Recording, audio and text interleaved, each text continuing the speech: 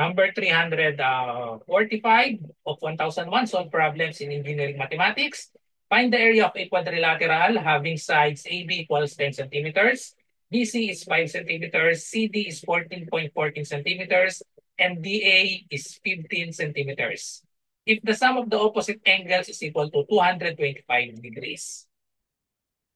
Okay, so pause the video and try to answer. So here are the choices: 96, 100, 94, and 98 square centimeters. Okay, so let us draw the figure first. So this figure will not be on scale. Okay, so we have, so let's write this. So this will be the 15 centimeters. This is the 14.14 centimeters. Then we have 5 centimeters, and then last is 10 centimeters. And then we have given the sum of two opposite angles is equal to 225 degrees.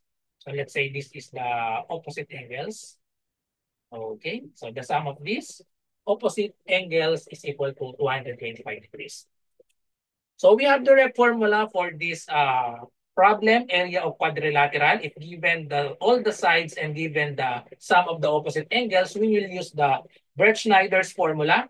So A is equal to square root of S minus A times S minus B times S minus C times S minus D minus A, B, C, D times cosine squared of theta.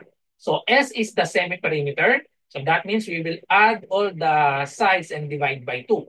And then theta is 1/2 the sum of two opposite angles. So we have given the sum of opposite angles is 225 degrees. So we just divide this by 2. Okay? So let us solve first the semi-perimeter. So semi-perimeter, just add the four sides, A plus B plus C plus D, and then divide by 2. So therefore, we have 5 plus 10 plus 15 plus 14.14 divided by 2, and then we will get the semi-perimeter is equal to 22.07 centimeters. Okay? So this will be our semi-perimeter. So now let's solve the value of theta. So theta is equal to 1/2 the sum of the opposite angles. So we have given opposite angles is 225 degrees. So we will just divide this by 2. So therefore, the value of the theta is equal to 112.5 degrees. So now, let's just substitute all the given to this formula, the Birch-Snyder's formula. So we have A is equal to the square root of, so we have S. So S is 22.07. 22.07 minus A, B, C, and D. So minus 5, and then minus 10, and then minus 15, and then minus 14.14. And then we subtract the product of the four sides. So we have 5 times 10 times 15 times 14.14, and then times the cosine squared theta. So we have cosine squared, the value of theta is 112.5 degrees. Okay? So let's just simplify this. So let's simplify. So just subtract this. So we have subtract this. So we have 22 minus 5. So we have 17.07. 17.07. So we have 12.07. Then we have 22 minus 15. So we have 7.07. And then last, we have 22.07 minus 14.14. That is,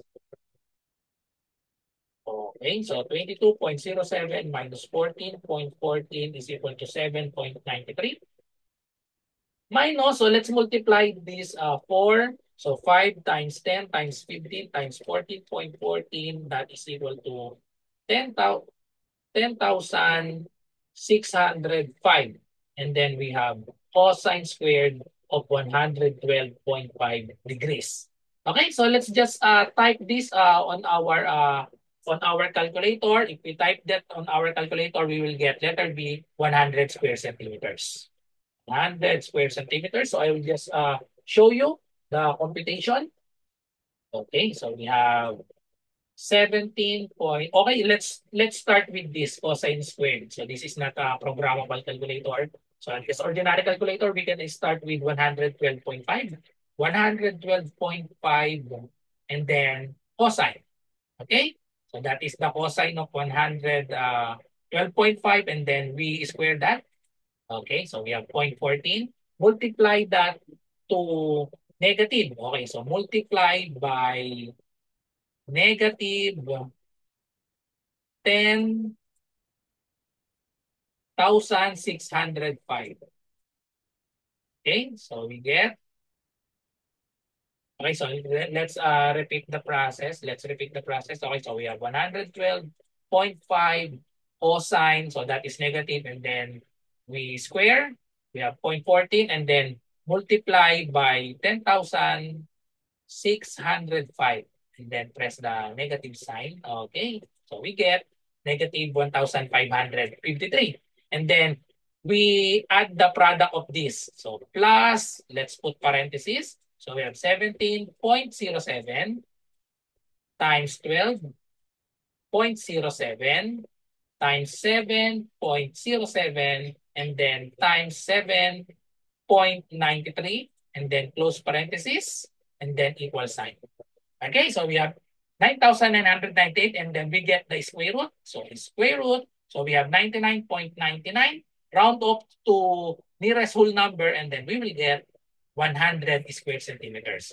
Or if you have a programmable calculator, just type this directly and then you will get 100 centimeters squared. Okay, so that's it. So thank you for watching. I hope you learned something from this video and see you on my next video tutorial about engineering mathematics. Bye-bye and God bless.